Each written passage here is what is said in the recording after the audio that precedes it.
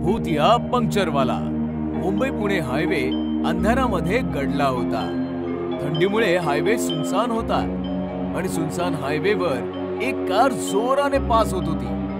गप्पा टप्पा करत करत राघव आणि श्वेता रस्ता कापत होते की अचानक कारचा बॅलन्स बिघडला आणि कार रस्त्याच्या कडेला उतरली. राघव सांभाळून. राघवने जोरात ब्रेक लावला. दोघे कारच्या बाहेर आले तर कारचा टायर पंक्चर होता. शिट यार, स्टेपनी पण नाहीये, आता काय करायचं? थंडीमुळे टायरचं टेम्परेचर बिघडलं आणि तो फुटला. म्हटलं होतं मी हळू चालव म्हणून. राघवने समोर पाहिलं तर एक पंक्चरचं दुकान समोर दिसत होतं. थँक गॉड, झाला जुगाड.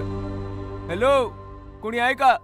दुकानातनं एक माणूस बाहेर आला ज्याने थंडीच्या कारणामुळे अख्ख्या शरीरभर शॉलने झाकून घेतलं होतं.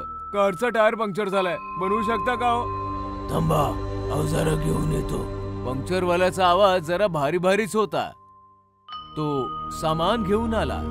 कारचा टायर उघडून त्याने कारला जॅक लावला आणि पंक्चर बनवू लागला. श्वेता, थंडी वाढते, तू कार मध्ये बस, मी जरा हलका होऊन येतो. हा.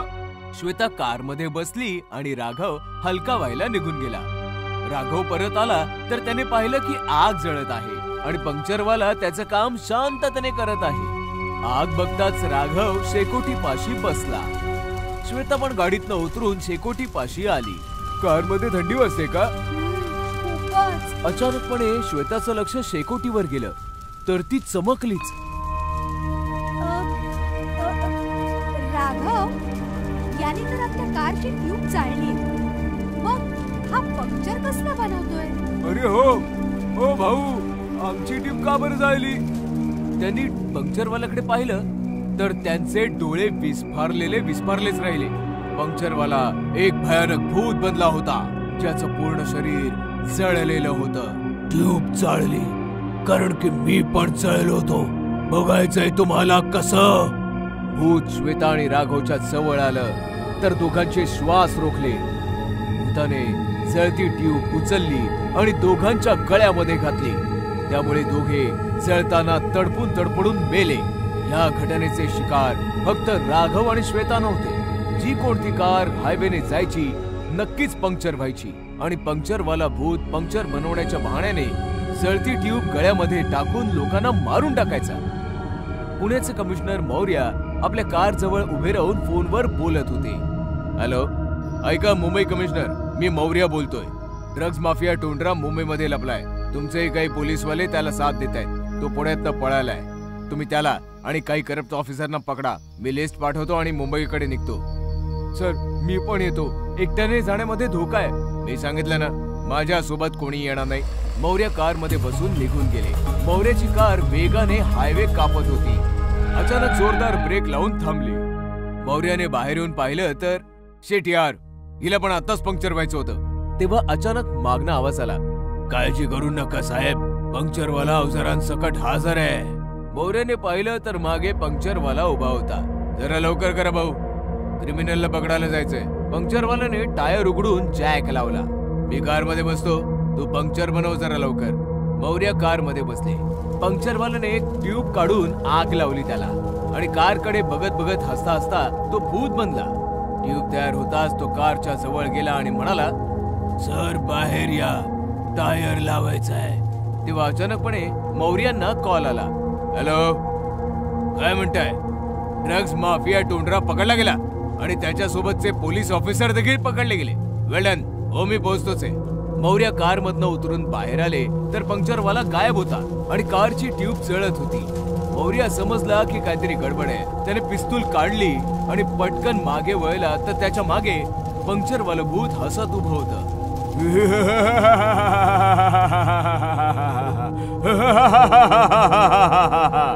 कोण आहेस तू? घाबरू नका साहेब, मी तुम्हाला काही त्रास नाही देणार. माझा बदला पूर्ण झालाय. कसला बदला? टोंडरा आणि करप्ट ऑफिसर पकडले गेले ना. हो, पण तुला हे सर्व कसं माहिती? 2 महिन्यांपूर्वी एके रात्री टोंडरा कार घेऊन माझ्याकडे आला होता. कारचा पंक्चर बनव, फक्त पंक्चर बनवायचा, बाकी बघायचं नाही. मी ट्यूब उघडली. ट्यूब मधून मला ड्रग्सचे पॅकेट मिळाले. मी पोलिसांना फोन केला. पोलीस आले, पण ते टुंड्रा सोबत मिळालेले होते. बोललो होतो ना, दुसरीकडे लक्ष द्यायचं नाही. भटकलं ध्यान, गेली जान. याला जाळून टाक टुंड्रा, बाकी आम्ही सांभाळून घेऊ.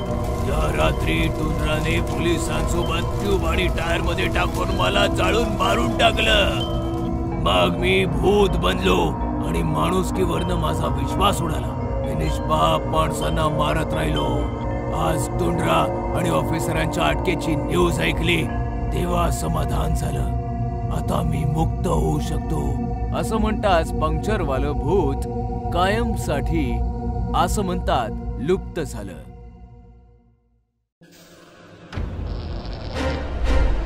भूतनी आंटी. बऱ्याच वर्षांपूर्वी जंगलामध्ये एक ताकदवान भूतनी तिच्या मुलीसोबत राहत होती. भूतनी तिच्या मुलीची खूप काळजी घ्यायची. ती जंगलातून रोज नवनवीन प्राणी आणून तिला खाऊ घालायची. आई, हा ससा खूपच मऊ आहे, पण हा ना खूपच छोटा होता. उद्या ना तू माझ्यासाठी खूप मोठी म्हैस घेऊन ये. ठीक आहे बाळा. माझी मुलगी छोटी छोटी, म्हैस मागते मोठ मोठी. अशीच वेळ निघून गेली आणि भूतनी आता म्हातारी झाली आणि आजारी पडू लागली. आता तिच्या जागी तिची मुलगी शिकार करून आणू लागली. एके दिवशी म्हाताऱ्या भूतनीने तिच्या मुलीला सांगितलं, बाळा, आता मी जास्त दिवस जिवंत नाही राहणार, म्हणून माझी इच्छा आहे, तू माझी एक शेवटची इच्छा पूर्ण कर. सांग आई. जेव्हा मी छोटीशी होते तेव्हा माझी आई माझ्यासाठी शहरातून एक जाडजूड आणि मऊ मऊ माणसाचा मुलगा खायला घेऊन आली. माझी इच्छा आहे की मरण्याच्या आधी पुन्हा एकदा मी माणसाच्या मुलाची चव घ्यावी. ठीक आहे आई, मग तुझ्या पुढच्या वाढदिवसाला आपण माणसाच्या मुलाची चव चाखू. मानवाच्या मुलाच्या शोधात भूतनी शहराच्या दिशेने निघाली. जंगलातून मी आले, शहराकडे मी जाईन. माणसाचं पोर खाऊन माझ्या आईचा वाढदिवस साजरा करीन. शहरामध्ये पोहोचून तिने बरीचशी मुलं पाहिली, पण एकही मूल तिला आवडलंच नाही. तेवढ्यात तिला समोर गट्टू दिसला. हा मुलगा तर खूप मऊ मुलायम आहे, पण हा तर खूपच हडकुड आहे.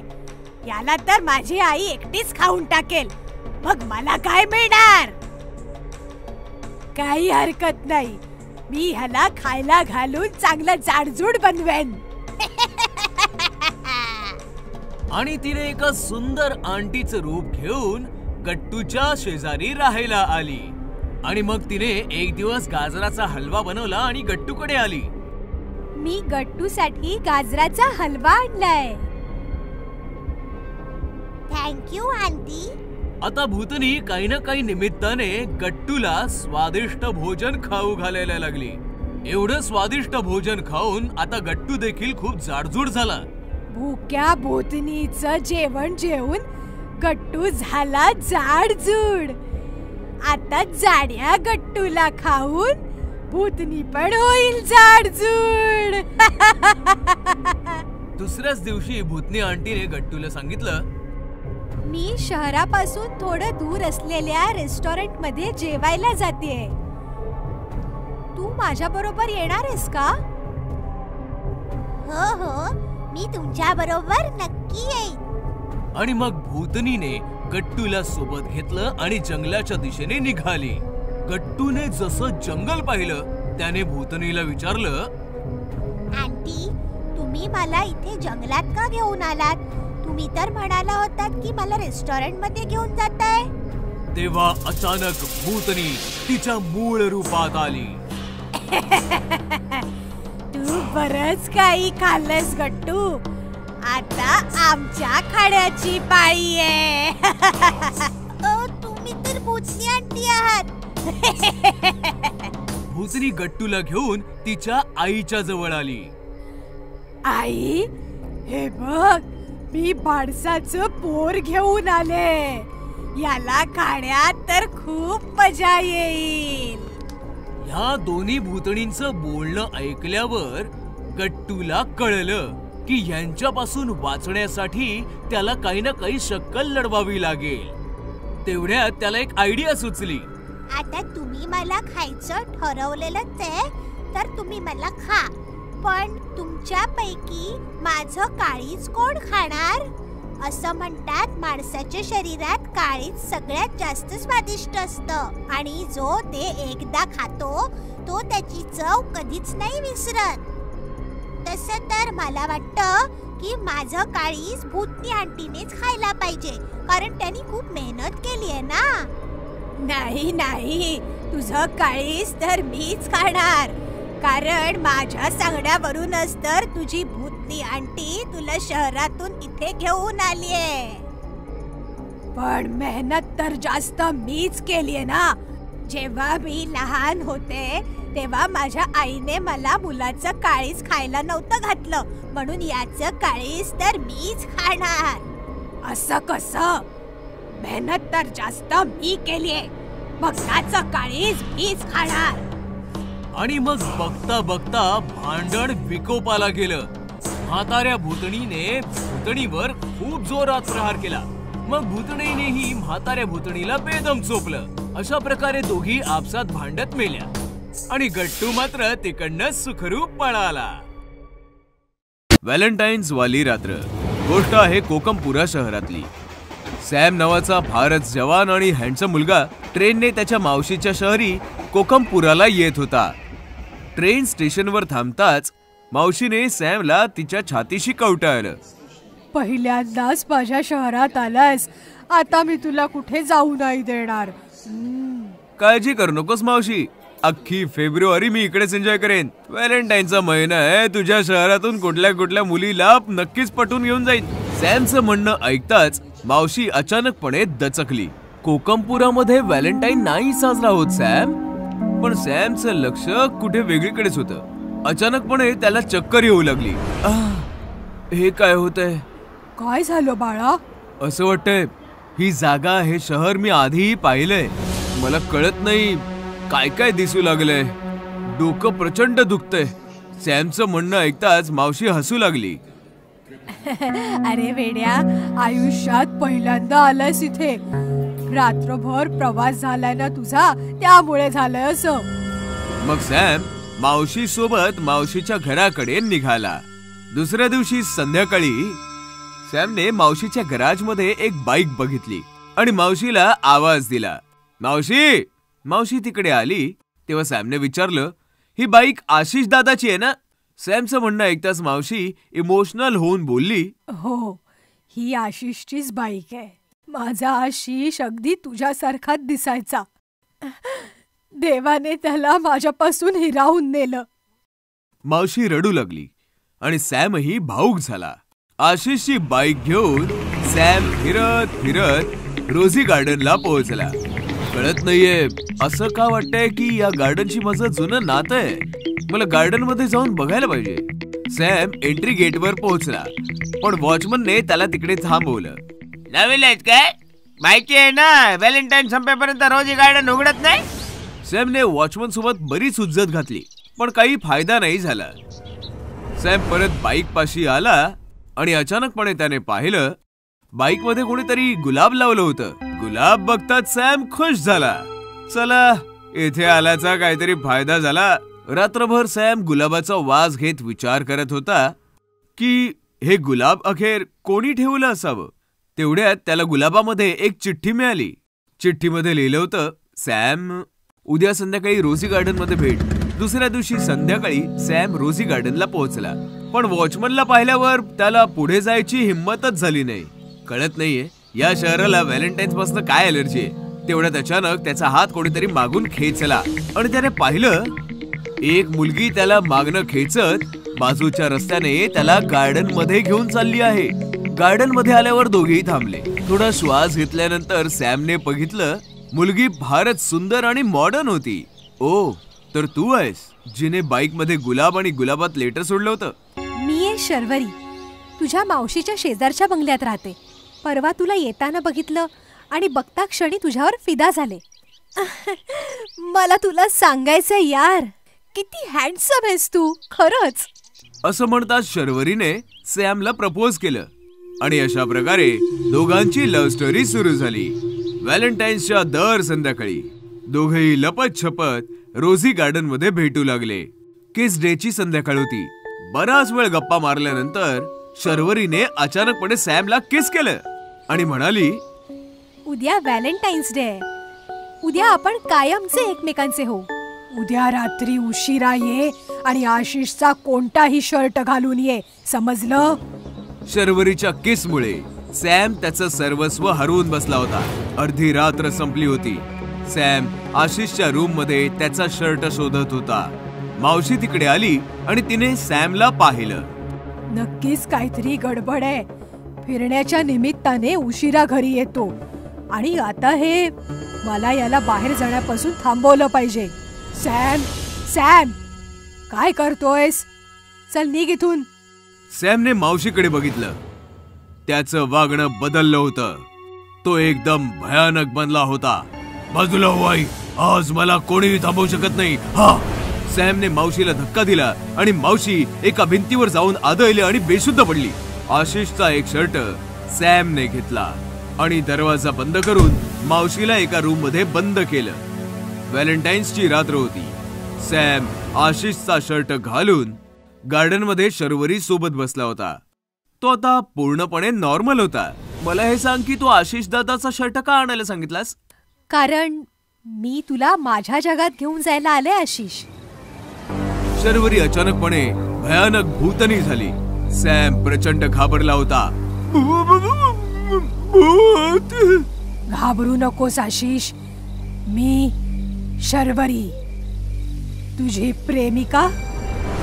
आठव जरा, 20 वर्षांपूर्वीची ती व्हॅलेंटाईन्सची रात्र. आपण इथे दोघंच बसलो होतो. तेवढ्यात संस्कृती रक्षक बनून काही गुंड इथे आले आणि आपल्याला मारून टाकलं. तू तर सॅम बनून दुसरा जन्म घेतलास, पण मी तुझी वाट बघत राहिले. फक्त तुझी वाट पाहत राहिले. हे काय करतेस तू? हे कोण आहेस तू? शर्वरीच्या भूताने सॅमचे दोन्ही हात पकडले आणि त्याच्या कपाळावर किस केले. अचानकपणे सॅम शांत झाला. मग शर्वरीने सॅमला आलिंगन दिलं आणि तिच्या नखांनी त्याचा गळा चिरून त्याला मारून टाकलं. अशा प्रकारे शर्वरीने दुसरा जन्म घेणाऱ्या तिच्या व्हॅलेंटाईनला मारून व्हॅलेंटाईन्सच्या रात्रीच कायम साठी त्याला तिच्या जगात बोलावलं. क्रिमिनल भूत. एकेकाळी इन्स्पेक्टर ब्रिजेश हे अतिशय आश्वासक आणि धाडसी अधिकारी होते. ते मोठमोठ्या गुन्हेगारांचा सामना करत असे. एका रात्री त्यांचा सामना सायको किलर राकाशी झाला. ते त्याच्या मागे धावत होते आणि राकाही वेगाने धावत होता. पण ब्रिजेशने एक शॉर्टकट घेतला आणि पुढे येऊन राखाला गोळी मारली. मी तुला सोडणार नाही इन्स्पेक्टर. मी तुला आणि तुझ्या संपूर्ण कुटुंबाला ठार मारेन, असे सांगताच राकाचा मृत्यू होतो आणि त्याचा मृतदेह स्मशानभूमीत पुरला जातो. ब्रिजेशला शौर्याचं पदक दिलं जातं. त्यांच्या कुटुंबातील प्रत्येक जण खूप आनंदी आहे. तुम्ही दर महिन्याला एक पदक आणता. आता हे सगळे ठेवायचं कुठे ते तरी सांगा. अगं आई, बाबांच्या पदकासाठी एक नवीन खोली बांधूया. खोली नाही, दादा ज्या वेगाने पदक आणत आहे, पदकांसाठी आपल्याला नवीन घरच घ्यावं लागेल. त्याच भयानक रात्री राका परत येतो, पण तो आता माणूस राहिलेला नाही. तो आता भयानक भूत बनला आहे. त्याचे लाल डोळे आणि टोकदार नखे पाहून कोणीही भीतीने थरथर कापू लागेल. मी म्हणालो होतो मी पुन्हा येईन इन्स्पेक्टर. आता तुला आणि तुझ्या कुटुंबाला माझ्यापासून कोणीही वाचवू शकत नाही. दुसऱ्या रात्री ब्रिजेशचा भाऊ राजेश ऑफिसमधून घरी परतत होता. तेव्हा त्याला असं वाटलं की कोणीतरी त्याचा पाठलाग करत आहे. राजेश मागे वळून पाहतो तर कोणीच नसतं. तेव्हा त्याला एक विचित्र आवाज ऐकू येतो. तूच आहेस ना त्या शूरवीर ब्रिजेशचा भाऊ? कोण आहे? तेव्हाच राकाचं भूत त्याच्या समोर येतं. मी राका, ज्याला तुझ्या इन्स्पेक्टर भावाने ठार मारलं. आता मी तुला ठार मारे. तुझा शूरवीर भाऊ तुला कसा वाचवतो ते मी बघतोच. राजेशला त्या भूताला पाहिल्यावर घाम फुटतो आणि तो जोर जोरात पळू लागतो. तेव्हा राका त्याच्या गळ्यावरती हल्ला करून त्याचे सर्व रक्त पितो आणि राजेश मरण पावतो. दुसऱ्या दिवशी ब्रिजेश आपल्या भावाला पाहतो आणि ढसाढसा रडू लागतो. कोणी केलं? माझ्या भावाबरोबर हे असं कोणी केलं? मी माझ्या भावाला वाचवू शकलो नाही. मग ब्रिजेशच्या बायकोला राजेशच्या हातावर नखाने काहीतरी लिहिलेलं दिसतं. बघा, भाऊजींच्या हातावर काहीतरी लिहिलेलं दिसतंय. ब्रिजेश हात वाचू लागतो. भाऊ तर गेला, आता त्याच्या बायकोची पाळी. राका. हे ऐकून ब्रिजेशला धक्का बसतो आणि त्याच्या पायाखालची जमीन सरकते. राका? राकाने हे सगळं केलंय? तो परत येईल याची मला कल्पनाही नव्हती. मी नाही सोडणार त्याला. मला वाटतं आपल्याला गुरुजींना बोलवून घेतलं पाहिजे. हे भूतबाधेचं प्रकरण आहे. हे तुमच्या आवाक्याच्या बाहेर आहे. पूजा दुसऱ्याच दिवशी गुरुजींना फोन करून बोलवून घेते. राका घरातल्या खिडकीमधून सगळं पाहत असतो. इन्स्पेक्टरची बायको, आता तू तर गेलीस. पूजा घराच्या छतावर सुकलेले कपडे आणायला जाते. तेव्हा अचानक जोर जोरात वारे वाहू लागतात आणि तिथे राका येतो. कुठे आहे तुझा इन्स्पेक्टर नवरा? तुला वाचवायला नाही येणार का? पूजा राकाला पाहून किंचाळू लागते आणि तिचा आवाज ऐकून ब्रिजेश छतावर पळत पळत येतो. पण छताचा दरवाजा बंद होतो. राका, तुझी दुश्मनी माझ्याशी आहे. हवं तर मला मार, पण माझ्या परिवाराला सोडून दे. येईल, तुझा देखील नंबर येईल, पण तुझ्या सुंदर बायकोला अजून थोडं सुंदर बनवू दे. पूजा घाबरून पळू लागते की तेव्हाच राका आपल्या नखांनी तिच्या चेहऱ्यावर हमला करतो. पूजाला चेहऱ्यावर झालेल्या जखमांमुळे ती जमिनीवर कोसळते आणि तडपून तडपून मरून जाते. अजून माझा बदला पूर्ण झालेला नाही. मी परत येईन इन्स्पेक्टर. दरवाजा उघडताच ब्रिजेश पूजाकडे येतो आणि रडू लागतो. तेव्हा तिथे गुरुजी येतात. ब्रिजेशचा मुलगा सुधीर राकाच्या भूताबद्दल गुरुजींना सगळं सांगू लागतो. ती एक दुष्ट आत्मा आहे. त्या आत्मेवर अंतिम संस्कार न झाल्यामुळे तिला मुक्ती पण नाही मिळाली. आपल्याला लवकरच तिच्या नावाची पूजा केली पाहिजे, जेणेकरून तिला लवकरात लवकर मुक्ती मिळेल. जे करायचे ते लवकरात लवकर करा गुरुजी. मी माझ्या बायकोला आणि भावाला तर गमावलंय. आता मी माझ्या मुलाला नाही गमावू शकत. गुरुजी मंत्र वाचू लागतात आणि त्या क्षणी राका तिथे येते. नाही, तुमची इतकी हिम्मत की तुम्ही लोक मला मुक्ती द्याल. मी तुम्हा तिघांना नाही सोडणार. राका सुधीर जवळ जातो आणि त्याचा गळा आवळतो. सुधीरचा जीव गुदमरू लागतो. तेव्हा गुरुजींनी दिलेलं गंगाजळ ब्रिजेश राकावर शिंपडतो आणि राकाचं मेलेलं शरीर जळू लागतं. हे काय केलंस तू? तेव्हा गुरुजी आपल्या पूजेचा शेवटचा मंत्र वाचतात आणि राकाची आत्मा हवेमध्ये विलीन होऊन जाते.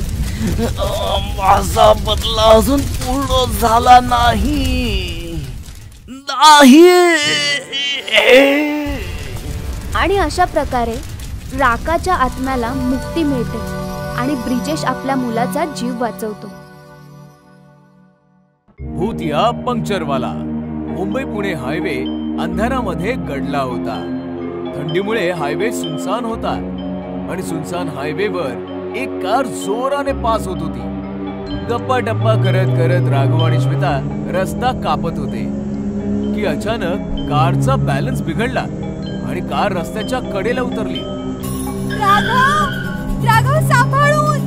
राघवने जोरात ब्रेक लावला. दोघेही कारच्या बाहेर आले तर कारचा टायर पंक्चर होता. शिट यार, स्टेपनी पण नाहीये, आता काय करायचं? थंडीमुळे टायरचं टेम्परेचर बिघडलं आणि तो फुटला. म्हटलं होतं मी हळू चालव म्हणून. राघवने समोर पाहिलं तर एक पंक्चरचं दुकान समोर दिसत होतं. थँक गॉड, झाला जुगाड. हॅलो, कोणी आहे का? दुकानातनं एक माणूस बाहेर आला ज्याने थंडीच्या कारणामुळे अख्ख्या शरीरभर शॉलने झाकून घेतलं होतं. कारचा टायर पंक्चर झालाय, बनवू शकता का हो? थांबा, अवजार घेऊन येतो. पंक्चरवाल्याचा आवाज जरा भारी भारीच होता. तो सामान घेऊन आला. कारचा टायर उघडून त्याने कारला जॅक लावला आणि पंक्चर बनवू लागला. श्वेता, थंडी वाढते, तू कार मध्ये बस, मी जरा हलका होऊन येतो. हा. श्वेता कार मध्ये बसली आणि राघव हलका व्हायला निघून गेला. राघव परत आला तर त्याने पाहिलं की आग जळत आहे आणि पंक्चरवाला त्याचं काम शांततेने करत आहे. आग बघताच राघव शेकोटी पाशी बसला. श्वेता पण गाडीतनं उतरून शेकोटी पाशी आली. कार मध्ये थंडी वाजते का? अचानकपणे श्वेताचं लक्ष शेकोटीवर गेलं तर ती चमकलीच. राघव, याने तर आपल्या कारची ट्यूब जाळली. मग हा पंक्चर कसला बनवतोय? अरे हो भाऊ, आमची ट्यूब का बरं जाळली? त्यांनी पंक्चरवाल्याकडे पाहिलं तर त्यांचे डोळे विस्फारलेच राहिले. पंक्चरवाला एक भयानक भूत बनला होता ज्याचं पूर्ण शरीर जळलेलं होतं. ट्यूब चाळली कारण की मी पण जळलो होतो. बघायचंय तुम्हाला कसं? भूत श्वेता आणि राघवच्या जवळ आलं तर दोघांचे श्वास रोखले. भूताने जळती ट्यूब उचलली आणि दोघांच्या गळ्यामध्ये घातली. त्यामुळे दोघे जळताना तडपडून मेले. या घटनेचे शिकार फक्त राघव आणि श्वेता नव्हते. जी कोणती कार हायवेने जायची नक्कीच पंक्चर व्हायची आणि पंक्चरवाला भूत पंक्चर बनवण्याच्या बहाण्याने जळती ट्यूब गळ्यामध्ये टाकून लोकांना मारून टाकायचा. पुण्याचे कमिशनर मौर्य आपल्या कार जवळ उभे राहून फोनवर बोलत होते. हॅलो, ऐका मुंबई कमिशनर, मी मौर्य बोलतोय. ड्रग्ज माफिया टोंडरा मुंबईमध्ये लपलाय. तुमचे काही पोलीसवाले त्याला साथ देत आहेत. तो पुण्यातनं पळालाय. तुम्ही त्याला आणि काही करप्ट ऑफिसरना पकडा. मी लिस्ट पाठवतो आणि मुंबईकडे निघतो. सर, मी पण येतो. एकट्याने जाण्यामध्ये धोका आहे. मी सांगितलं ना, माझ्या सोबत कोणी येणार नाही. मौर्य कार मध्ये बसून निघून गेले. मौर्याची कार वेगाने हायवे कापत होती. अचानक जोरदार ब्रेक लावून थांबली. मौर्याने बाहेर येऊन पाहिलं तर शेट यार, हिला पण आताच पंक्चर व्हायचं होतं. तेव्हा अचानक मागणं आवाज आला. काळजी करू नका साहेब, पंक्चरवाला अवजारांसकट हजर आहे. मौर्याने पाहिलं तर मागे पंक्चरवाला उभा होता. जरा लवकर करा भाऊ, क्रिमिनलला पकडायला जायचंय. पंक्चरवाल्याने टायर उघडून जॅक लावला. मी कार मध्ये बसतो, तू पंक्चर बनव जरा लवकर. मौर्य कार मध्ये बसले. पंक्चरवाल्याने एक ट्यूब काढून आग लावली त्याला आणि कारकडे बघत हसता हसता तो भूत बनला. ट्यूब तयार होताच तो कारच्या जवळ गेला आणि म्हणाला, सर बाहेर या, टायर लावायचा आहे. तेव्हा अचानकपणे मौर्यांना कॉल आला. हॅलो, काय म्हणताय? ड्रग्ज माफिया टोंडरा पकडला गेला आणि त्याच्यासोबतचे पोलीस ऑफिसर देखील पकडले गेले. वेल डन. हो, मी पोहोचतोच आहे. मौर्य कार मधनं उतरून बाहेर आले तर पंक्चरवाला गायब होता आणि कारची ट्यूब जळत होती.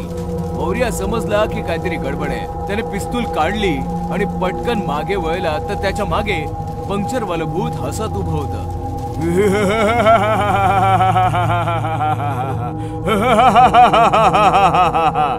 कोण आहेस तू? घाबरू नका साहेब, मी तुम्हाला काही त्रास नाही देणार. माझा बदला पूर्ण झालाय. कसला बदला? टोंडरा आणि करप्ट ऑफिसर पकडले गेले ना. हो, पण तुला हे सर्व कसं माहिती? 2 महिन्यांपूर्वी एके रात्री टुंड्रा कार घेऊन माझ्याकडे आला होता. ऐक, कारचा पंक्चर बनव, फक्त पंक्चर बनवायचा, बाकी बघायचा नाही. मी ट्यूब उघडली. ट्यूब मधून मला ड्रग्सचे पॅकेट मिळाले. मी पोलिसांना फोन केला. पोलीस आले, पण ते टुंड्रा सोबत मिळालेले होते. बोललो होतो ना, दुसरीकडे लक्ष द्यायचं नाही. भटकलं ध्यान, गेली जान. याला जाळून टाक टुंड्रा, बाकी आम्ही सांभाळून घेऊ. या रात्री टुंड्राने पोलिसांसोबत ट्यूब आणि टायर मध्ये टाकून मला जाळून मारून टाकलं. मग मी भूत बनलो आणि माणुसकीवरनं माझा विश्वास उडाला. मी निष्पाप माणसांना मारत राहिलो. आज टुंड्रा आणि ऑफिसरांच्या अटकेची न्यूज ऐकली तेव्हा समाधान झालं. आता मी मुक्त होऊ शकतो. असं म्हणताच पंक्चरवालं भूत कायमसाठी असं म्हणतात लुप्त झालं. हडळीचं ब्युटी पार्लर. एक शहर होतं. त्या शहरामध्ये एक भयानक हडळ राहत होती. ती हडळ फारच कुरूप होती. तिची 2 वर्षांपूर्वी ऍसिड फेकून हत्या केली होती. मी खूप सुंदर होते. 2 वर्षांपूर्वी माझ्यावर ऍसिड टाकून मला मारून टाकलं होतं. मला कुरूप बनवून निर्दयपणे मारून टाकलं होतं. मी याचा बदला नक्की घेईन. मी या जगातून सौंदर्य नामशेष करून टाकेन.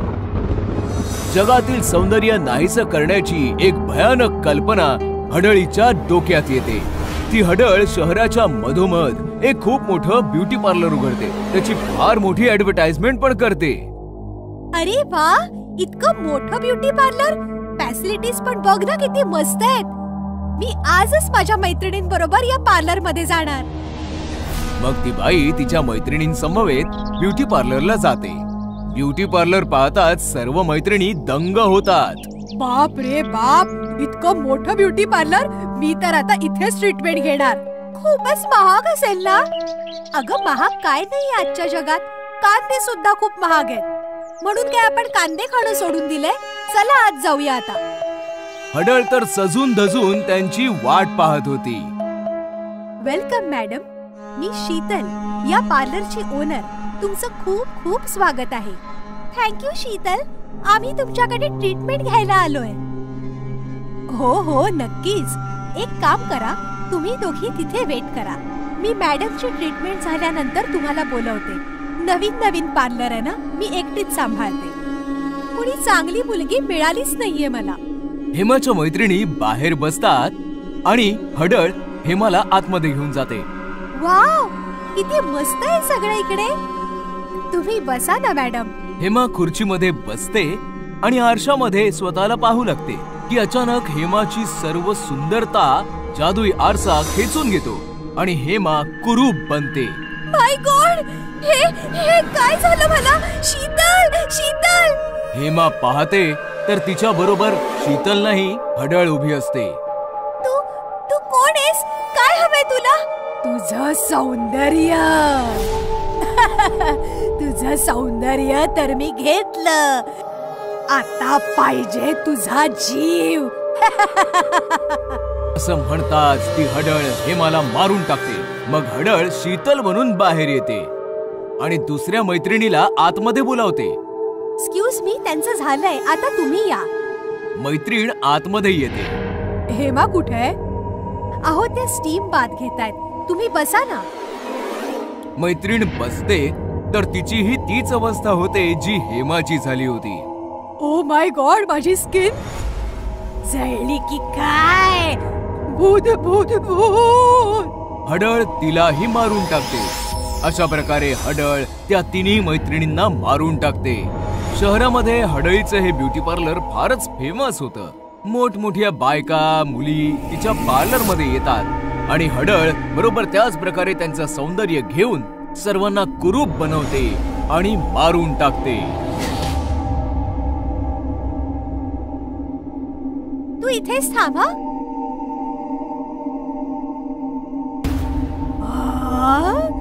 म्हणजे आज ही सुंदर हिरोईन पण इथे मरायला आलीये. या ना या मायराजी, तुम्ही माझ्या पार्लर मध्ये आलात. आता तर माझ्या पार्लरची रेप्युटेशन कितीतरी वाढेल.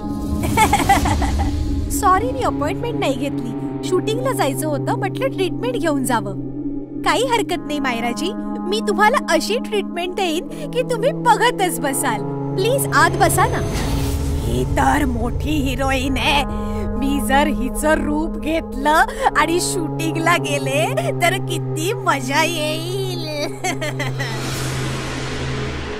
मायरा बसते तर तिचं सगळं सौंदर्य आरशामध्ये लुप्त होतं. मायरा कुरूप होते. ओ माय गॉड, हे काय झालं? माझी स्किन. शीतलजी बघा ना, मी आता शूटिंगला कशी जाऊ? काही हरकत नाही मायराजी, तुम्ही इथे आराम करा. तुमच्या जागी मी शूटिंगला जाते. हडळ मायराकडे बघते आणि आरशामध्ये बघून मायरा बनते. ती हडळ मायरा बनून बाहेर निघते. गार्ड कारचा दरवाजा उघडतो आणि ती हडळ कारमध्ये बसून निघून जाते. चल ड्रायव्हर. कार निघते, स्टुडिओला पोहोचते. डिरेक्टर धावत पळत बाहेर येतो. गुड मॉर्निंग मायराजी, कशा आहात तुम्ही? ते सगळं जाऊ दे, सीन समजाव चल. ओके, आज तुमचा हॉरर सीन आहे. तुम्हाला एका हडळीने वशमध्ये केलंय. तुम्ही अशा इकडनं धावत पळत येता. समोर तांत्रिक बसलेला असेल, तो मंत्र वाचेल, तुम्ही बेशुद्ध व्हाल. बस एवढाच सीन आहे आपला. ओके, तांत्रिक कुठे? ए तांत्रिक, इकडे ये रे. तांत्रिक धावत पळत येतो. Good morning madam. तू तांत्रिक आहेस? मी खोटा तांत्रिक आहे, पण मंत्र मात्र असली आहे. फालतू बडबड बंद कर आणि कामाला लाग. चला मी तयार आहे. पण मॅडम, तुमची मेकअप आणि रिहर्सल? शूट सुरू करा. मी नॅचरल भूत आहे, सगळं नॅचरलच करणार. सगळे पोझिशन घेतात. Rolling and action. हडळ पळत पळत येते आणि पळत पळत तिच्या स्वतःच्या रूपामध्ये येते. तिला पाहताच सगळेजण हैराण होतात. तरी मायराजी तर खरोखरच भूत बनली हो. अरे त्या नॅचरल ऍक्टर आहेत. तोंड बंद ठेव. हडळ तांत्रिकाच्या समोर येते. तांत्रिक एक मंत्र वाचतो आणि अचानकपणे ती हडळ जळू. बोरवेल वालं भूत. गोष्ट आहे पुण्याची. रश्मी आणि निखिल पती पत्नी होते. सॉफ्टवेअर कंपनीमध्ये काम करत होते आणि शहराच्या बाहेर भाड्याच्या जागेत राहायचे. तासन तास प्रवास आणि त्यात फ्लॅटचं भाडं. यापेक्षा तर आपण पुण्यातच एखादा नवीन फ्लॅट घेऊया. आपलं सेव्हिंगही बऱ्यापैकी आहे. रश्मीचं म्हणणं ऐकून निखिलने घर खरेदी करण्याचा निर्णय घेतला आणि त्याच्या मित्राच्या मदतीने सदानंद नावाच्या माणसाला भेटला, ज्याला घर विकायचं होतं. हे बघा, प्रभात रोडवर एक मोठं घर आहे. तसं तर काकांचं आहे, पण काकांना मूलबाळ नव्हतं, त्यामुळे घर मला देऊन गेले ते. मी US ला शिफ्ट होतोय, म्हणून घर विकायचंय. रश्मी आणि निखिलने घर पाहिलं तर त्यांना खूप आवडलं. त्यांनी घर विकत घेतलं आणि सदानंद US ला निघून गेला. काही दिवस गेले. रश्मी आणि निखिल नवीन घरात सेटल झाले होते. त्यांचं डेली रुटीन पण खूप चांगलं चाललं होतं. एके दिवशी रश्मी आणि निखिल झोपले होते की अचानक एका आवाजाने रश्मी जागी झाली. आवाज फार भयानक होता. सदानंद, मी तुला सोडणार नाही. आवाजाने विचलित होऊन रश्मी बेडमधनं उठली आणि चालत चालत एका रूमच्या समोर येऊन थांबली. रूमचं टाळं आपोआप तुटलं. दरवाजा पण आपोआपच उघडला आणि रश्मी रूम मध्ये आली. रूमच्या मधोमध एक फार मोठी बोरवेल होती, ज्यातून फार विचित्र आवाज येत होते. अचानकपणे रश्मीच्या पाठीवर कोणीतरी हात ठेवला. रश्मीने मागे वळून पाहिलं तर मागे निखिल उभा होता. रश्मी, अगं इकडे काय करतेस? निखिलचं लक्ष बोरवेलकडे जाताच तो चकित झाला. सदानंदने आपल्याला सांगितलं का नाही की या रूम मध्ये बोरवेल आहे? आपण ही रूम कधी व्यवस्थित नाही पाहिली.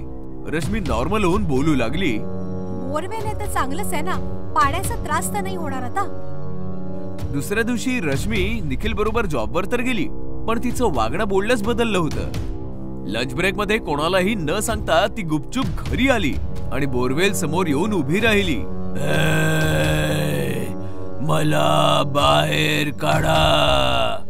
रश्मीने बोरवेलचा स्विच ऑन केला आणि गार्डन मध्ये येऊन झाडांना बोरवेलचं पाणी देऊ लागली. पाण्यामुळे अख्ख्या कॉलनीमध्ये दुर्गंधी पसरली. लोक नाक तोंड बंद करून घराच्या बाहेर पडली आणि दुर्गंध वाढला. लोकांनी नोटीस केलं की रश्मी दुर्गंधीयुक्त पाण्याने गार्डनला भिजवते. लोक ओरडत रश्मीच्या दिशेने आली. अगं हे सडका पाणी आहे, थांब थांब. लोकांचं म्हणणं ऐकताच जोर जोराने रश्मी हसू लागली आणि पाण्याच्या धारेने तिने लोकांना भिजवायला सुरुवात केली. दुर्गंधीयुक्त पाणी शरीरावर पडताच लोक पळाली. संध्याकाळ होताच निखिल घरी आला तेव्हा त्याने पाहिलं गार्डन मधील सगळी झाडं वेली सुकली होती.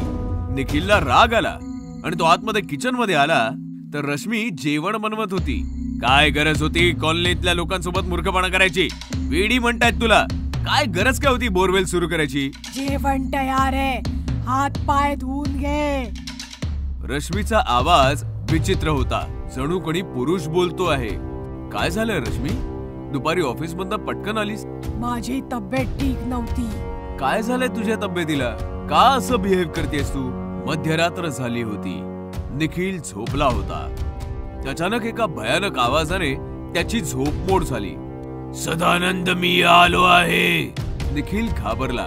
त्याने पाहिलं तर बिछाण्यावर रश्मी नव्हती. अचानकपणे त्याची नजर सीलिंग वर गेली तेव्हा त्याचे डोळे विस्फारले गेले. रश्मी वर लटकलेली भयानक भूत बनली होती. जोर जोरात ओरडत होती.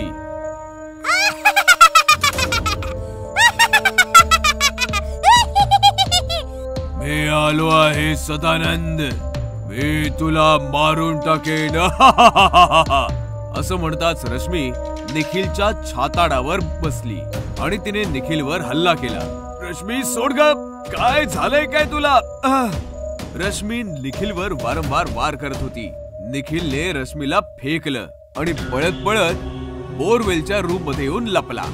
निखिलने मोबाईल काढून सदानंदला फोन केला. सदानंद, अरे काय केलंस तू? माझी बायको वेडी झालीये, वारंवार तुझं नाव घेते आणि ती बोरवेल आणि हे सगळं काय आहे? सदानंद हसता हसता म्हणाला,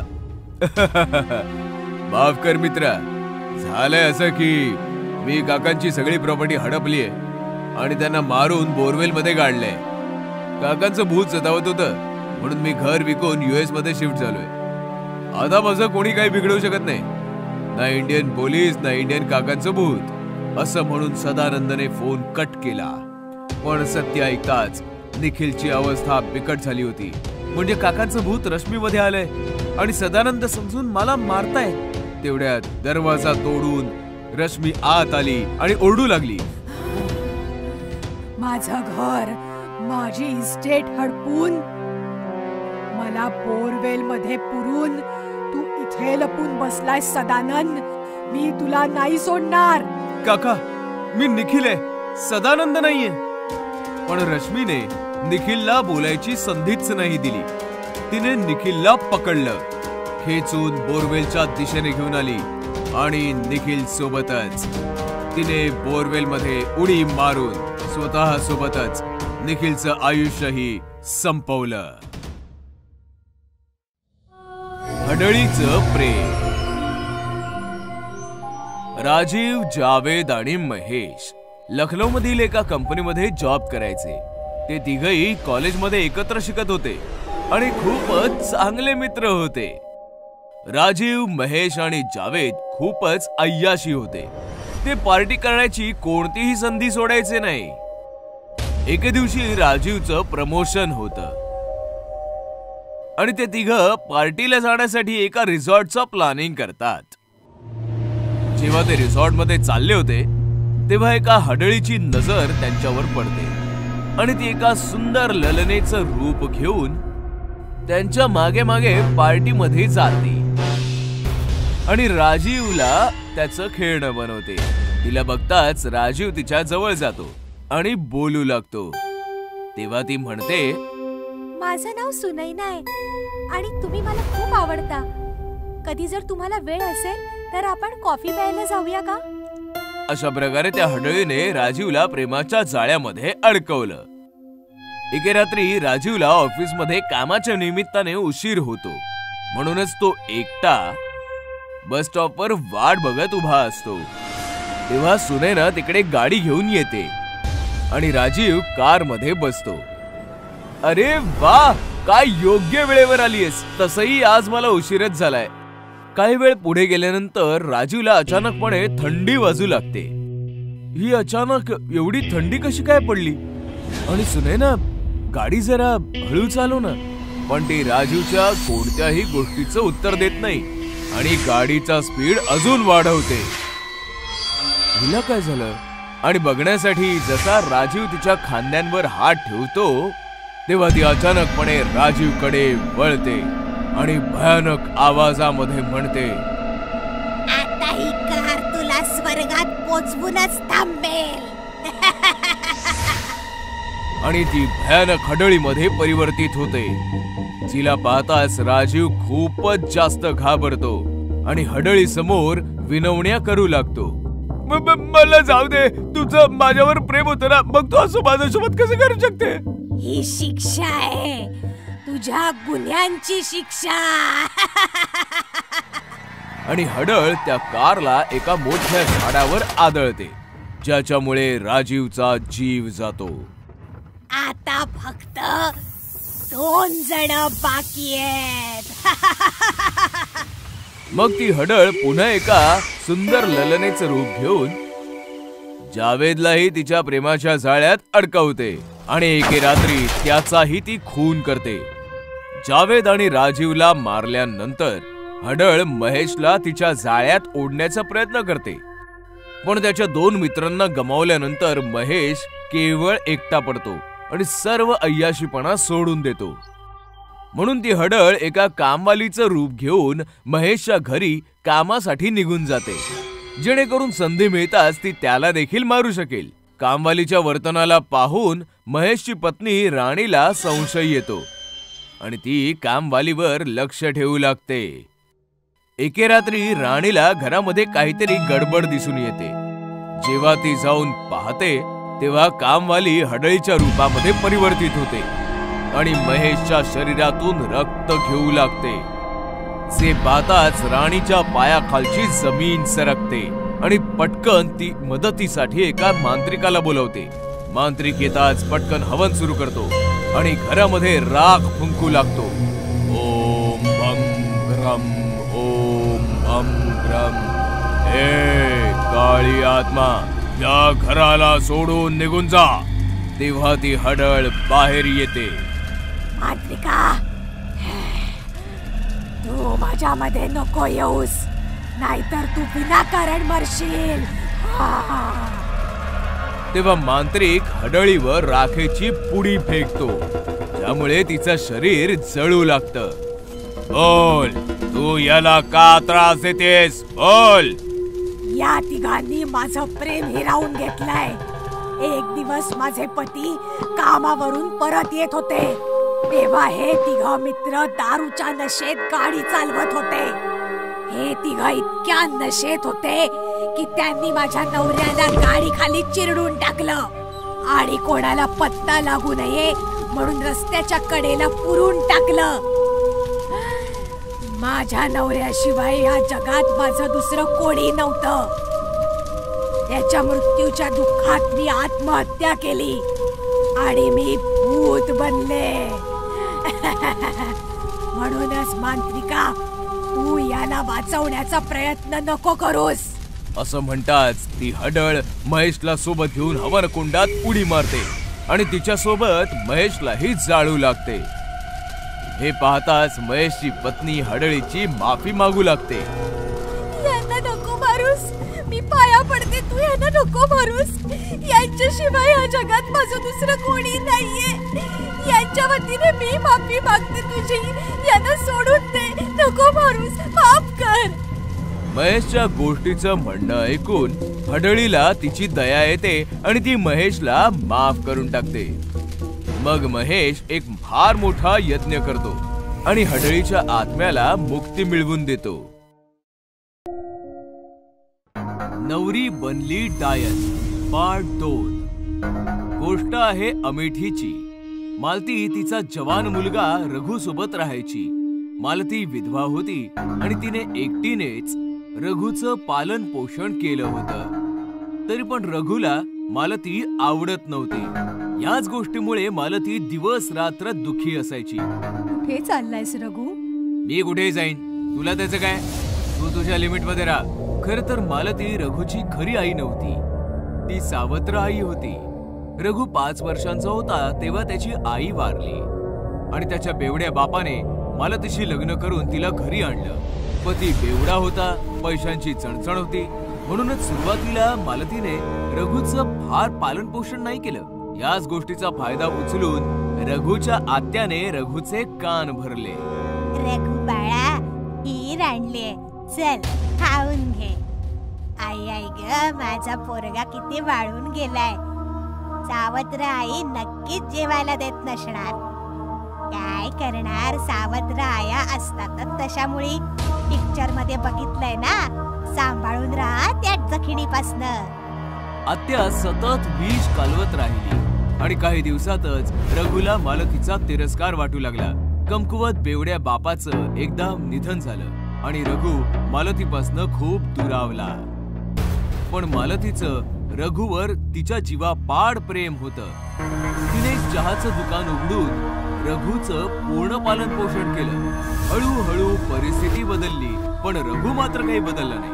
तो मालतीचा तिरस्कारच करू लागला. याच आठवणी आठवून मालती रडत होती आणि तेवढ्यात रघुचा फोन आला. मालती फोनवर रघु सोबत बोलली, तर ती हैराण झाली, कारण की रघु कोण्या मुलीसोबत लग्न करून आला होता. तेव्हा रघुची आत्या आली. अगं मालती, आपला रघु बायकोला घेऊन येतोय. नुसती बघत उभी काय राहिलीस? नव्या नवरीच्या स्वागताची तयारी कर. मालतीने काही न सांगता पटापट सगळ्या तयारी केल्या. दरवाजाच्या मधोमध तांदळाने भरलेलं एक मापटं ठेवलं. गृहप्रवेशाच्या सर्व तयाऱ्या झाल्या. अर्ध्या तासानंतर रघु त्याची बायको घेऊन आला. बायको खूपच सुंदर होती. बाळा, हे मापटं ठेवलंय ते उलाट आणि आली. आत्या आणि रघु गप्पा मारण्यात दंग होते, तर मालती मुलीचा गृहप्रवेश करण्यात. नवरीने तिचा उजवा पाय उचलून मापट्याच्या दिशेने वळवला, तर तिचा पाय बघून मालतीचं डोकं चक्रावलं. तिचा पाय अगदी उलटा होता. विवाहितेने उलट्या पावलांनी तांदळाचं मापटं उलटलं आणि मालतीकडे पाहून फार विचित्रपणे हसली.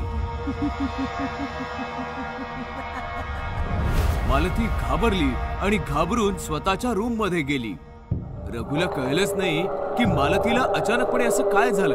मी म्हटलं होतं ना तुला, या हडळीला तुझ्या लग्नामुळे आनंद झाला नसणार.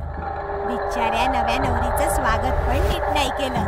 काही हरकत नाही, मी आहे ना, मी सगळी तयारी केलेली आहे. चल बाळा, तुझ्या खोलीत चल. आत्या नवरीला घेऊन निघाली आणि रघु तिथेच उभ्या उभ्या मालतीच्या रूमकडे रागाने पाहू लागला. अर्धी रात्र उलटली होती. मालती तिच्या रूम मध्ये फार टेन्शन मध्ये होती आणि तेवढ्यात आत्या तिकडे आली. अगे स्वार्थी बाई, नव्या नवरीला तिथेच सोडून पळून आलीस तू?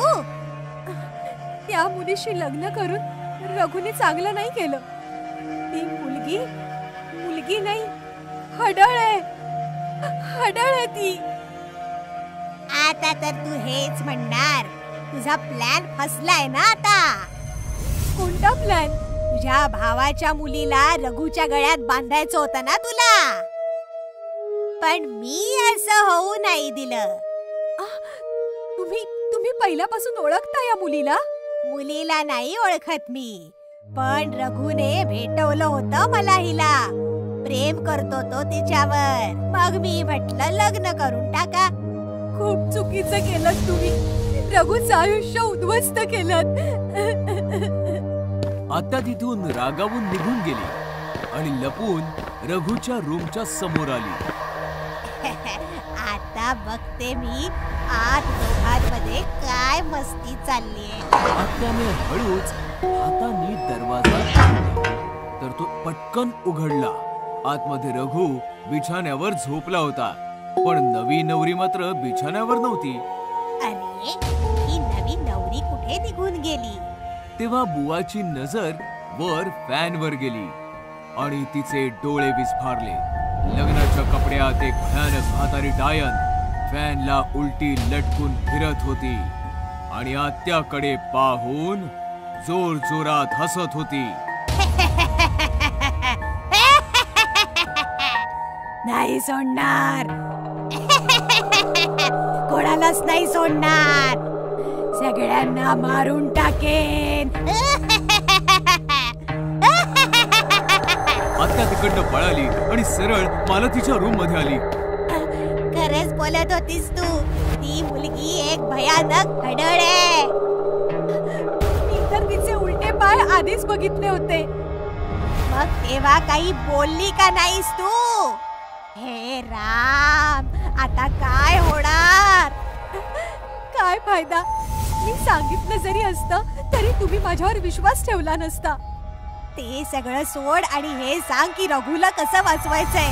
ती हडळ रघुला नाही सोडणार.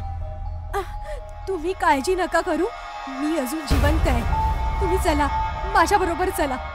आत्या आणि मालती पळत पळत रघुच्या रूम मध्ये गेल्या तर डायन रघुच्या छातीवर बसून त्याला चावत होती. रघु जोर जोरात ओरडत होता. लग्न करायचंय, मधुचंद्र करायचंय. बघ तू, आता बघच मी तुला कसं उद्ध्वस्त करून टाकते. आत्या वाचव, मला वाचव, आत्या. ते दृश्य फारच भयानक आणि विचित्र होतं. आत्या ते दृश्य बघून मागे झाली आणि रूमचा दरवाजा बाहेरनं बंद करून स्वतःच्या घरी पळाली. आत्या, आत्या वाचव. तुझी आत्या तर पळून गेली रघु, पण तुझी आई आहे. घाबरू नकोस, घाबरू नकोस रघु. डायनने रघुला सोडलं आणि ती उलट्या पावलांनी चालत मालतीच्या दिशेने वळाली. आई सांभाळ, ती तुझ्या दिशेने येते. रघुच्या तोंडून पहिल्यांदा आई शब्द ऐकून मालतीमध्ये जणू 10 हत्तींचं बळ आणि खूप सारी ताकद आली. डायनने तिच्यावर उडी मारली आणि मालतीने फार बहादुरीने तिला चकमा दिला आणि स्वतःला वाचवलं. आणि पटकन डायनचे पाय पकडून तिला उलट लटकवलं. डायन तडफडू लागली, जोर जोरात किंचाळू लागली. सोडा, सोडा मला, मारून टाकीन मी, मारून टाकीन सगळ्यांना. सोडा. रघु, रघु पळून जा. रघु पळून जा. रघु, सुरी घेऊन ये, सुरी घेऊन ये रघु. नाही आई, मी तुला सोडून कुठेच नाही जाणार. नाही बाळा, पळून जा. मी हिला आता आणखी नाही सांभाळू शकत. हडळीची ताकद तिच्या पायांमध्ये असते. मला हिचे पाय कापून टाकायचे. हे ऐकताच डायन अजून जोरात किंचाळली. पाय कापू नकोस, पाय नको कापूस माझे, पाय नको कापूस. रघुला समजलं आणि आत्याने बाहेरून बंद केलेला दरवाजा आतून तोडून एक सुरी घेऊन आला. रघुने पटकन डायनचे दोन्ही पाय कापले. डायन कोण्या जनावरासारखी जोरात किंचाळली आणि शांत झाली. डायन मेली होती. मालतीने पटकन डायनचं शरीर जमिनीवर सोडलं. रघुने पटकन त्याच्या आईला मिठी मारली आणि माय लेक हमसून हमसून रडू लागली. रघु, रघु.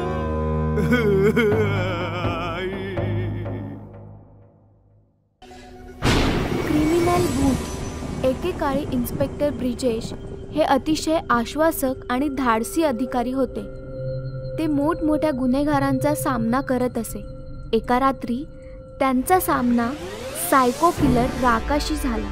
ते त्याच्या मागे धावत होते आणि राकाही वेगाने धावत होता.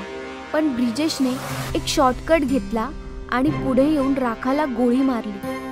मी तुला सोडणार नाही इन्स्पेक्टर. मी तुला आणि तुझ्या संपूर्ण कुटुंबाला ठार मारेन.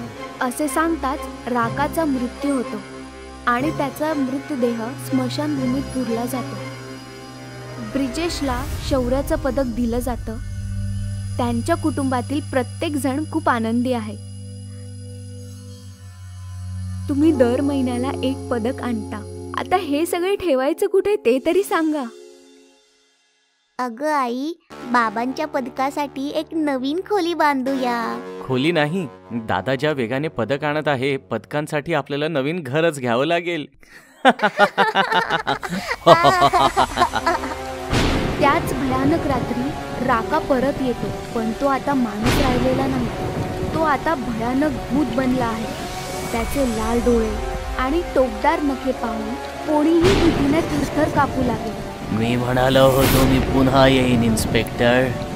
आता तुला आणि तुझ्या कुटुंबाला माझ्यापासून कोणीही वाचवू शकत नाही. दुसऱ्या रात्री ब्रिजेशचा भाऊ राजेश ऑफिसमधून घरी परतत होता. तेव्हा त्याला असं वाटलं की कोणीतरी त्याचा पाठलाग करत आहे. राजेश मागे वळून पाहतो तर कोणीच नसतं. तेव्हा त्याला एक विचित्र आवाज ऐकू येतो.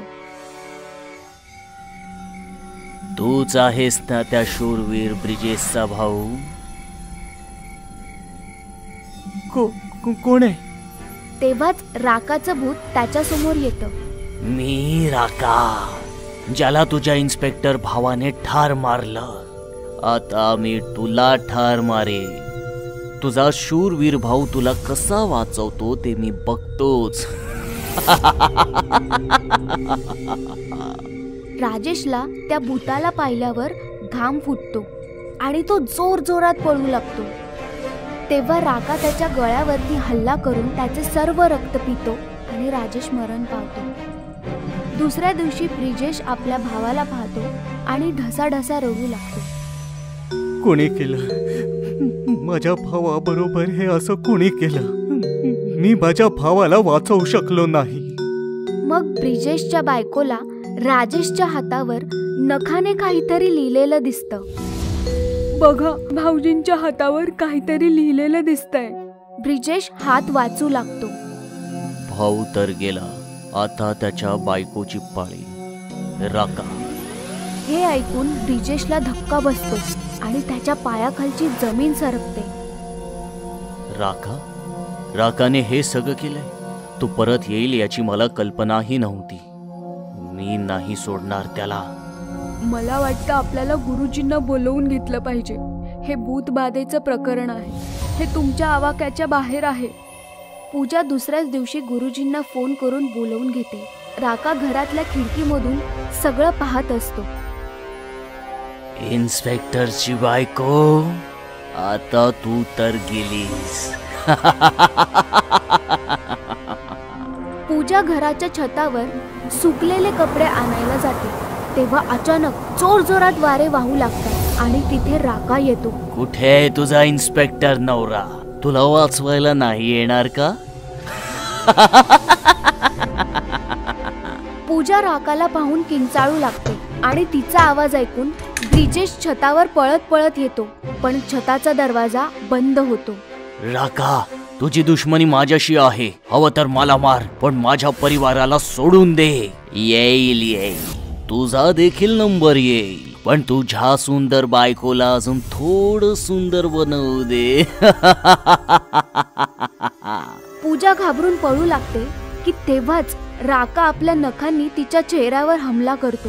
पूजाला चेहऱ्यावर झालेल्या जखमांमुळे ती जमिनीवर कोसळते आणि तडपून तडपून मरून जाते. अजून माझा बदला पूर्ण झालेला नाही. मी परत येईन इन्स्पेक्टर. दरवाजा उघडताच ब्रिजेश पूजाकडे येतो आणि रडू लागतो.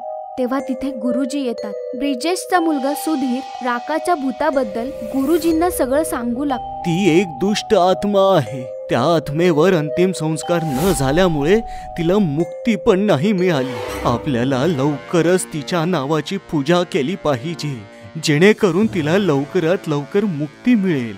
जे करायचे ते लवकरात लवकर करा गुरुजी. मी माझ्या बायकोला आणि भावाला तर गमावलंय. आता मी माझ्या मुलाला नाही गमावू शकत. गुरुजी मंत्र वाचू लागतात आणि त्या क्षणी राका तिथे येते. नाही, तुमची इतकी हिम्मत की तुम्ही लोक मला मुक्ती द्याल. मी तुम्हा तिघांना नाही सोडणार.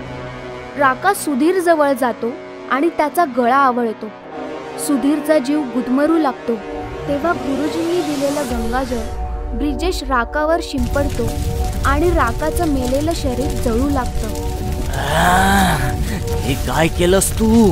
तेव्हा गुरुजी आपल्या पूजेचा शेवटचा मंत्र वाचतात आणि राकाची आत्मा हवेमध्ये विलीन होऊन जाते. माझा बदला अजून पूर्ण झाला नाही. आणि अशा प्रकारे राकाच्या आत्म्याला मुक्ती मिळते आणि ब्रिजेश आपल्या मुलाचा जीव वाचवतो. भूतिया आरसा. खूप वर्षांपूर्वी कॉलेजच्या 2 मुली मेनका आणि सुनैना एका नवीन शहरात अभ्यासासाठी आल्या. त्यांनी कॉलेज जवळच एक रूम घेतली आणि आपल्या सामानासह तिकडे दोघी शिफ्ट झाल्या. अखेर आपण आपल्या नवीन घरात आलोच. हो, पण मी खूप दमले मेनका. आज तू जेवण बनवशील का प्लीज? मी आंघोळ करून येते. ठीक आहे. सुनैना आंघोळीचं सामान घेऊन बाथरूम मध्ये आली. तेव्हा तिला बाथरूम मध्ये एक फार मोठा आरसा लावलेला दिसला आणि ती आरशामध्ये स्वतःला न्याहाळू लागली. हा आरसा तर खूप छान आहे. मी या आरशात खूप सुंदर दिसतेय.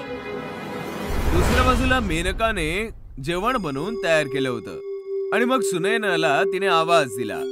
सुनैना, चल ये, जेवण तयार आहे. पण बराच वेळ हाका मारल्यानंतरही सुनैना काही आलीच नाही. मेनका तिला शोधत शोधत बाथरूम पर्यंत आली. सुनैना, आता आंघोळ झाली असेल तर बाहेर ये ना. पण जेव्हा आतून काही आवाजच नाही आला तेव्हा मेनकाने दरवाजा हात लावला. तिचा हात लागताच दरवाजा उघडला गेला. मेनकाने पाहिलं तर सुनैना आतमध्ये नव्हतीच. ती अख्ख्या घरामध्ये सुनैनाला शोधू लागली, पण तिला सुनैना कुठेच नाही सापडली. ती मोठमोठ्याने रडू लागली. सुनैना, तू कुठे आहेस? तिच्या रडण्याचा आवाज ऐकून काही शेजारी जमा झाले. काय झालं? काय रडतेस तू? मी आजच माझ्या मैत्रिणी बरोबर इथे राहायला आले, पण माहित नाही सुनैना कुठे गेलीये. तू काळजी करू नकोस. चल आपण मिळून तिला शोधूया. तेव्हा अचानकपणे बाथरूम मधनं निघून सुनैना बाहेर येते. सुनैना, तू बाथरूम मध्ये होतीस? पण मी तर बाथरूम मध्ये सगळीकडे चेक केलं होतं. तुझ्याकडून काहीतरी चूक झाली असेल. मी तर बाथरूम मध्येच आंघोळ करत होते. चल जाऊ दे ते सगळं, आता जेवूया चल. मग जशा त्या जेवण जेवू लागल्या सुनैना जेवणावर तुटून पडली. ती अशा प्रकारे जेवण जेवत होती जणू काही वर्षानुवर्षे ती भुकेलीच आहे. सुनैना, अगं तू कसं जेवतेस? गप्पा बस, मी अशीच जेवते. तू अशी का बोलतेस? मला भीती वाटतेय. दुसऱ्या दिवशी मेनकाने सुनैनाला सांगितलं, सुनैना, माझी आंघोळ झालीये, आता तू करून घे. मला आंघोळ करायला नाही आवडत, म्हणून मला पुन्हा आंघोळ करायला सांगू नकोस. सुनैनाच्या स्वभावात अचानकपणे असा बदल झालेला बघून मेनकाला चिंता झाली. एके दिवशी मेनका सुनैनाच्या नावे पूजा करण्यासाठी मंदिरामध्ये गेली. तिने गुरुजींना सांगितलं, गुरुजी, गेल्या काही दिवसांपासून माझी मैत्रीण सुनैना खूप बदललीये. ना ती माझ्याशी नीट बोलते, ना ती आंघोळ करते, आणि ती एखाद्या प्राण्यासारखी जेवते. तू काळजी नको करूस बाळा. तिला हा देवाचा प्रसाद खाऊ घाल. ती नक्की ठीक होईल. प्रसाद घेऊन मेनका घरी आली. सुनैना, मी देवळातून तुझ्यासाठी प्रसाद आणलाय. हे म्हणताच जसा मेनकाने सुनैनाच्या हातामध्ये प्रसाद ठेवला, सुनैनाने प्रसादाला जमिनीवर फेकून दिलं आणि ती रागाने ओरडू लागली. मला नकोय तो प्रसाद पिसाद. दूर हो माझ्यापासून. सुनैनाचे हावभाव आणि भयंकर आवाज ऐकून मेनका समजून गेली की काही ना काहीतरी गडबड आहे. ती शेजाऱ्यांकडे आली आणि त्यांना सर्व हकीकत सांगितली. त्यांना सोबत घेऊन आली. मला माहितीये तू सुनैना नाहीयेस. माझ्या मैत्रिणीच्या शरीरातून बाहेर पड, नाहीतर आम्ही तुला मारून टाकू. हे ऐकताच सुनैना घाबरून बाथरूम कडे पळाली. मेनका आणि बाकीचे सर्व तिचा पाठलाग करत बाथरूमच्या दिशेने गेले. मग अचानकपणे सुनैना तिच्या खऱ्या भूतिया रूपात आली आणि हसत हसत बाथरूम मध्ये लावलेल्या त्या आरशामध्ये गेली. तू तर भूत आहेस. अगदी बरोबर बोललीस. मी आरशाच्या दुनियेतली भूत आहे. प्लीज, आम्ही तुला काही नाही बोलणार. फक्त आम्हाला इतकंच सांग की सुनैना कुठे आहे. तिला तर मी कधीच मारून टाकलं होतं आणि तिच्या ऐवजी ती तुझ्या सोबत राहत होते. ही बघ तुझी मैत्रीण सुनैना. आपल्या मैत्रिणीला मेलेलं पाहून मेनकाला अतिशय दुःख झालं, पण ती त्या क्षणी काही करू शकत नव्हती. म्हणूनच ती गपचूप उभ्याने फक्त पाहत होती. अशा प्रकारे आरशाच्या दुनियेत गेलेली बाथरूमची भूतनी सुनैनाला मारून तिच्या सोबत घेऊन गेली.